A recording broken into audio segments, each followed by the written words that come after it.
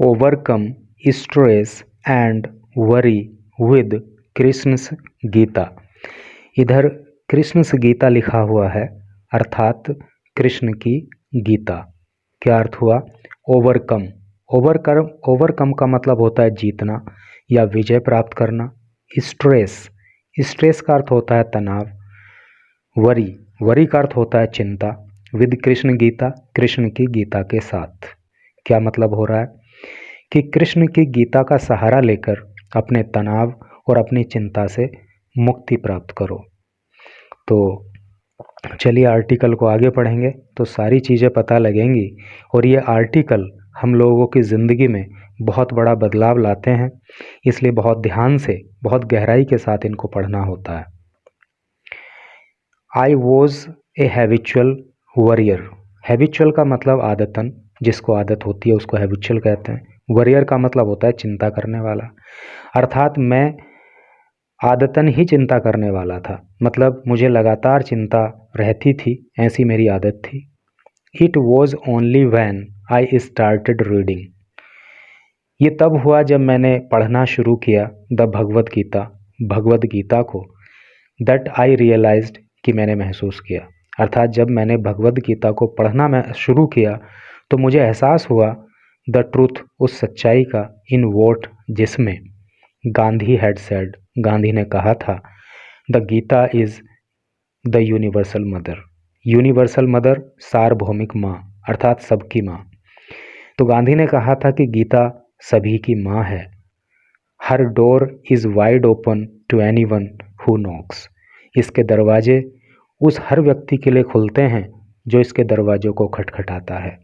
The Gita contains, Gita contain का मतलब होता है रखना, गीता रखती है, अर्थात गीता के अंदर हैं not only deep philosophical concept, न केवल गहरे दार्शनिक सिद्धांत, दार्शनिक अवधारणा, गीता के अंदर केवल दार्शनिक अवधारणा ही नहीं है, बट ऑल्सो द प्रिंसिपल्स, बल्कि सिद्धांत हैं, एंड टेक्निक्स, और टेक्निक्स हैं, विच, जो, if one put into practice, कि उन सिद्धांतों को, उन अवधारणाओं को अगर कोई प्रैक्टिस में ले आए, कोई अपने आचरण में अगर ले आए, विद फुल सिंसेरिटी, पूरी ईमानदारी के साथ, पूरी सच्चाई के साथ, आर एक्सट्रीमली इफेक्टिव, तो वो बहुत ज़्यादा प्रभावशाली होते हैं in in unimaginable physical, mental and spiritual ways. Unimaginable का मतलब होता है अकल्पनीय, जिनकी कल्पना नहीं हो सकती। फिजिकल, शारीरिक, मेंटल, मानसिक, स्पिरिचुअल, आध्यात्मिक वेज, तरीके। कहने का मतलब ये है कि गीता के अंदर जो दार्शनिक अवधारणाएं दी गई हैं, जो सिद्धांत बताए गए हैं, अगर कोई पूरी तरह से ईमानदारी के साथ उनको अपने आचरण में उतार ले तो फिर वो बहुत ही प्रभावशाली तरीके से व्यक्ति के शारीरिक रूप से, मानसिक रूप से और आध्यात्मिक रूप से व्यक्ति के ऊपर प्रभाव डालते हैं। द वर्स का मतलब होता है पद, छंद, ठीक है, पद या छंद। चैप्टर की संख्या उन्होंने दी है, इस चैप्टर में जो छंद या जो पद इस चैप्टर में आता है, that appealed the most to me, और इस छंद ने मुझे सबसे ज़्यादा अपील किया, अर्थात सबसे ज़्यादा प्रभाव इस छंद ने मुझ पर डाला। हेल्प्स मी, और मेरी मदद की, गेट रिड ऑफ, छुटकारा पाने में, द वरी हैबिट, जो मेरी चिंता करने की आदत थी। यानी कि एक छंद जो कि इस चैप्टर में गीता के दिया गया है, उसने जो मेरी चिंता करने की आदत थी उससे छुटकारा प्राप्त करने में मेरी मदद की। Abandoning all duties take refuge in me alone. तो इस छंद में कहा गया है कि अबंडन का मतलब होता है त्यागना। ऑल ड्यूटीज, सभी कार्यों को छोड़ दो, सभी कार्यों को त्याग दो। Take refuge in me alone, और सिर्फ मुझ में ही शरण ले लो, मतलब मुझ में ही लीन हो जाओ, सारी बातों को छोड़ दो। I shall liberate you from all sins, do not grieve. दुख मत करो, दुखी मत हो, मैं तुम्हें सभी पापों से मुक्ति प्रदान करूंगा। सिन का मतलब पाप, लिबरेट का मतलब मुक्त करना, ठीक है।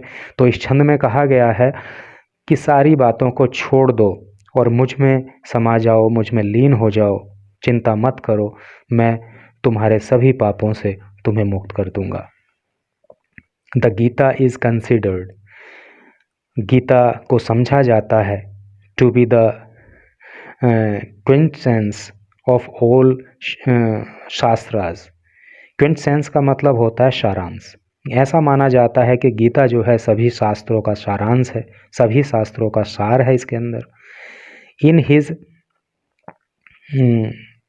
कमेंट्री ऑन गीता, गीता पर कमेंट्री करते हुए यानी कि गीता पर बोलते हुए स्वामी चिन्मयानंद राइट्स, स्वामी चिन्मयानंद लिखते हैं, ऑफ दिस वर्स, इस वर्ष के बारे में, जिस वर्ष की अभी बात हुई थी, जिस छंद की अभी पीछे बात हुई थी, तो इस छंद के बारे में वो लिखते हैं, this is the noblest of all the stanzas in the divine song, कि इस डिवाइन सॉन्ग में, डिवाइन का मतलब होता है दैवीय, ईश्वरीय, तो इस दैवीय सॉन्ग में जितने भी स्टैंजाज हैं उनमें सबसे महान ये छंद है। And it is also the most controversial, controversial का मतलब होता है विवादित, और ये छंद बहुत ज़्यादा विवादित भी है, यानी कि इसके ऊपर लोगों की विवादित राय भी रहती है। There are no doubt a few other stanzas, there are वहाँ है, नो डाउट निसंदेह, ए फ्यू अदर स्टैंजाज यानी कि कुछ और स्टैंजाज भी हैं इन गीता, गीता के अंदर, वेयर इन जिसमें कि the Lord has almost directly commanded, जिसमें कि ईश्वर भगवान ने सीधा सीधा कमांड किया है, हमें आदेश दिया है, टू लिव, जीने का, a certain ways of life, यानी कि ज़िंदगी जीने के कुछ तरीके हमें बताए हैं। ऐसे भी कुछ और छंद गीता के अंदर हैं। एंड हैज़ प्रोमिस्ड, और हमसे वादा किया है लॉर्ड ने, यानी कि ईश्वर ने हमसे वादा किया है, that if we obey his instruction, कि अगर हम उनके इंस्ट्रक्शन को मानते हैं, उनके निर्देशों का अगर हम पालन करते हैं। देखिए यहाँ पे हिज में एच कैपिटल है ना, तो जहाँ जहाँ भी भगवान की बात होगी तो वहाँ पे उनसे रिलेटेड जो भी टर्म आएगी उसमें कैपिटल लेटर ही होगा, ठीक है। तो गीता के अंदर और भी ऐसे स्टैंजाज हैं जहाँ पे ईश्वर ने हमें ज़िंदगी जीने के कुछ तरीके बताए हैं, और उन्होंने हमें बताया है कि अगर हम उनके बताए हुए इंस्ट्रक्शन को माने, उनके बताए हुए मार्ग पर चलें, he will directly take the responsibility, तो वो सीधे सीधे जिम्मेदारी लेंगे, ऑफ गाइडिंग अस, हमारा मार्गदर्शन करने की, टूवर्ड्स हिज ओन बीइंग, उन टूवर्ड्स हिज ओन बीइंग क्या मतलब, अपने आप में हमें मिलाने के लिए, ठीक है। तो गीता के अंदर कुछ और ऐसे स्टैंजाज हैं जिसमें कहा गया है कि अगर हम भगवान के द्वारा बताई हुई जो इंस्ट्रक्शन है अगर उनको फॉलो करें तो भगवान खुद जिम्मेदारी लेंगे कि वो हमें अपने अंदर मिलाएंगे। But nowhere has the Lord so directly, लेकिन कहीं भी भगवान ने इतना सीधे सीधे एंड ओपनली और इतना खुले तौर पर एक्सप्रेस्ड व्यक्त किया है, लेकिन भगवान ने दूसरी जगह कहीं भी इतना खुले तौर पर और इतना openly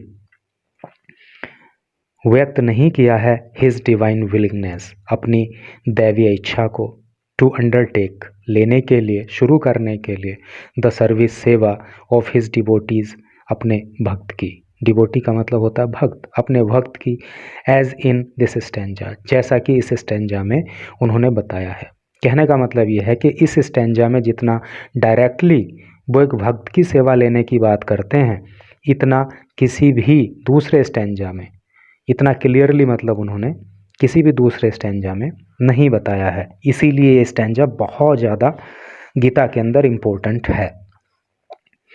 he proceeds to explain, proceed का मतलब होता है आगे बढ़ना, टू एक्सप्लेन, व्याख्या करने के लिए, द टर्म, धर्म, जो धर्म शब्द है उसकी व्याख्या करने के लिए वो आगे बढ़ते हैं, एंड कंक्लूड्स, और वो कंक्लूड करते हैं, वो बताते हैं, दैट द प्रिटेक्स्ट, कि जो प्रसंग है, ऑफ दिस वर्स, इस छंद का, इस पद का, रिनाउंसिंग ऑल धर्म्स, रिनाउंस का मतलब होता है त्यागना या छोड़ना, ऑल धर्मास, कि इसमें जो कहा गया ना, रिनाउंसिंग ऑल धर्माज, सभी धर्मों को छोड़ दो, means ending the ego completely.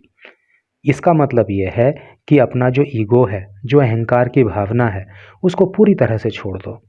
यानी कि हमारा धर्म कितना भी श्रेष्ठ हो, हमें उसका भी अहंकार नहीं होना चाहिए। ठीक है, हमें उस पर गर्व होना चाहिए, लेकिन अहंकार उस पर भी नहीं होना चाहिए। क्योंकि जब तक अहंकार व्यक्ति के अंदर रहता है, किसी भी बात को लेकर, वो अच्छी बात को लेकर हो या बुरी बात को लेकर हो, तो उससे ईश्वर तब तक दूर रहता है। तो वही बात यहाँ बोली गई है कि धर्म को लेकर भी अहंकार नहीं होना चाहिए, हर तरह का ईगो पूरी तरह से छोड़ना होगा।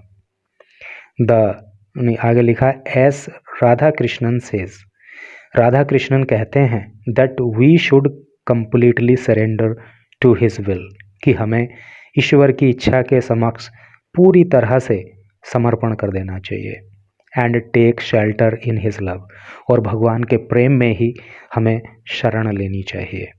सरेंडर इज द ईजीएस्ट वे, जो समर्पण है ना, वो ही सबसे सरल रास्ता है टू सेल्फ ट्रांसेंडेंस। ट्रांसेंडेंस का मतलब होता है श्रेष्ठता, यानी कि स्वयं की श्रेष्ठता के लिए, यानी स्वयं को श्रेष्ठ बनाने के लिए सरेंडर करना ही सबसे आसान रास्ता है। The finite soul alone can not deliver itself. Finite, ये जो अनंत आत्मा है, सोल का मतलब आत्मा, ये जो हमारी अनंत आत्मा है, alone can not deliver itself from the trap, ये जाल से अकेले अपने आप को छुटकारा नहीं दे सकती, in which it has been caught, जिसमें ये अब तक जकड़ी रही है। अर्थात हमारी आत्मा जो कि अनंत है, तो जिस जाल में ये अब तक जकड़ी रही है, तो अकेले उस जाल से ये नहीं निकल सकती। ही कोट्स रुएस ब्रोएक, वो रुएस ब्रोएक की को कोट करते हैं, उनका जिक्र करते हैं। He only is fit to contemplate the divine light. He, वो व्यक्ति, इज है यानी कि वह व्यक्ति केवल, इज है फिट, उपयुक्त, टू कंटम्पलेट, कंटम्पलेट का मतलब होता है चिंतन करना, मनन करना, द डिवाइन लाइट, दैवीय प्रकाश को, ईश्वरीय प्रकाश को। Who is the slave, who is the slave, जो दास है, टू नथिंग, किसी भी चीज़ का नहीं, not even to the virtues, अपने गुणों के लिए भी नहीं। कहने का मतलब यह है कि एक वो व्यक्ति ही चिंतन मनन करने के लिए उपयुक्त है जो किसी भी चीज़ का गुलाम ना हो, यहाँ तक कि अपने गुणों का भी गुलाम ना हो। जैसा कि अभी पीछे बताया गया था कि धर्म को छोड़ने का मतलब है कि किसी भी बात पे अहंकार नहीं करना। तो वही चीज़ यहाँ पे है कि जो व्यक्ति अपने गुणों को लेकर भी अहंकार नहीं करता, जो व्यक्ति अपने गुणों का भी दास नहीं है, तो वो ही व्यक्ति डिवाइन लाइट को प्राप्त कर सकता है, उसको कंटम्पलेट कर सकता है। In understanding the central idea behind the verse, इस वर्स के पीछे, इस छंद के पीछे जो सेंट्रल आइडिया है, यानी जो मुख्य सार है, वो क्या है? Gandhi's views are inspiring, Gandhi के व्यू जो हैं वो इंस्पायरिंग हैं, प्रेरणा देने वाले हैं। कहने का मतलब क्या है? In understanding the central idea of the verse, यानी कि इस वर्स के अगर सेंट्रल आइडिया को समझें तो गांधी के विचार जो है वो प्रेरणा देने वाले हैं। अकॉर्डिंग टू हिम, उनके अनुसार, लर्नड मैन में प्लीज़, जो लर्नड मैन है यानी कि जो बुद्धिमान व्यक्ति हैं, विद्वान व्यक्ति हैं, में प्लीज़, वो प्रसन्न कर सकते हैं, खुश कर सकते हैं, दैम सेल्फ, स्वयं को, and draw seemingly profound learning meaning, और वो प्रोफाउंड मीनिंग मतलब गंभीर अर्थ, और वो गंभीर अर्थ निकाल सकते हैं फ्रॉम द शास्त्र, शास्त्रों से। बट लेकिन ओनली दोज, लेकिन केवल वो लोग, हु हैव एक्सपीरियंस, लेकिन वो लोग जो अनुभव करते हैं, इन द प्रैक्टिस में, अभ्यास में, ऑफ दियर ट्रूथ, उनकी सच्चाई का, can explain their real meaning, वो ही उनका सच्चा अर्थ बता सकते हैं। कहने का मतलब क्या है कि गांधी जी ने कहा कि जो विद्वान लोग हैं, है नहीं, जो विद्वान लोग हैं, तो वो अपने ज्ञान के माध्यम से जो शास्त्रों का गंभीर अर्थ है उसको उसको तो प्राप्त कर सकते हैं, उसको तो पता लगा सकते हैं, लेकिन क्या है उसका जो सही मीनिंग है नहीं, शास्त्रों का जो रियल मीनिंग है उसको वही व्यक्ति समझ सकता है जिसने इन शास्त्रों के ज्ञान को आत्मसात किया हो। जैसे कि कहते हैं ना कि एक तो होता है व्यक्ति जो ज्ञान प्राप्त कर लेता है, एक व्यक्ति वो होता है जो ज्ञान को आत्मसात कर लेता है। तो जो व्यक्ति ज्ञान को प्राप्त करता है वो तो महान होता ही है, लेकिन जो व्यक्ति ज्ञान को आत्मसात कर लेता है, अपने व्यवहार में उतार लेता है, वो व्यक्ति उससे भी महान होता है। तो वही बात इन्होंने यहाँ पे कही कि जो व्यक्ति विद्वान है वो शास्त्रों का ज्ञान प्राप्त करके खुश तो हो सकते हैं, लेकिन उनका सही मीनिंग वो व्यक्ति समझता है जो उनको अपनी प्रैक्टिस में ले आता है, अपने अभ्यास में ले आता है, शास्त्रों के ज्ञान को आत्मसात कर लेता है। एनी इंटरप्रिटेशन ऑफ शास्त्र, कोई भी शास्त्र का जो व्याख्यान है, which is oppose to truth, जो कि सत्य के खिलाफ है, कैन नॉट बी राइट, वो सच नहीं हो सकता। The second rule to be followed in determining the meaning of a text, the second rule, दूसरा नियम, टू बी फॉलोड, जो माना जाना चाहिए, जो अपनाया जाना चाहिए, इन डिटरमाइन करने में, the meaning, earth, of the text, किसी टेक्स्ट का, इन ए शास्त्र, एक शास्त्र में, यानी कि किसी शास्त्र में जो टेक्स्ट दिया हुआ है यानी जो वहाँ पे पढ़ने की सामग्री दी गई है, तो उसके मीनिंग को डिटरमाइन करने के लिए एक दूसरा नियम ये है that one should not stick to its letter, कि कोई व्यक्ति इसके लेटर को ही स्टिक ना करे। लेटर का मतलब अक्षर, इसके अक्षर पे ही चिपकाना पड़ा रहे, एक ही अक्षर से सारी बातों को समझने की कोशिश ना करे, but try to understand it spirit, लेकिन इसकी स्पिरिट को समझे, इसकी भावना को समझे। जैसे कि अभी हम इसको पढ़ रहे हैं ना, यहाँ पे डीपली पढ़ना पड़ता ना, वर्ड टू वर्ड या sentence to sentence meaning complete नहीं होता ना, पूरा पैराग्राफ पढ़ के जब मीनिंग क्लियर होता है। तो वही बात यहाँ पे बोल रहे हैं कि किसी शास्त्र को अच्छे से पढ़ने का मतलब क्या है कि उसके लेटर तक ही हम नहीं चिपके रहें, बल्कि उस लेटर की जो स्पिरिट है हम उसको समझें, उसकी आत्मा को समझें, उसकी भावना को समझें। It's meaning in total context, है ना, और इसका मतलब जो है हम इसके टोटल कंटेक्स्ट में समझें, टोटल प्रसंग में समझें, यानी कि पूरा उसको पढ़ के तब उसका कोई हम वहाँ पे जो है मतलब सार निकालें। द वर्स कन्वेज, जो ये वर्स है, जो ये छंद है, वो कन्वे करता है that in order to get rid of negative tendencies, negative का मतलब होता है नकारात्मक और टेंडेंसीज का मतलब प्रवृत्ति। तो ये छंद कहता है कि नकारात्मक प्रवृत्तियों से छुटकारा पाने के लिए, अनहेल्दी थॉट्स, बीमारू विचारों से छुटकारा पाने के लिए, एंग्जाइटी एंड वरीज, चिंताओं से मुक्ति पाने के लिए, one should totally surrender to the higher power, कि एक व्यक्ति को पूरी तरह से हायर पावर के सामने सरेंडर कर देना चाहिए, अर्थात ईश्वर के सामने समर्पण कर देना चाहिए।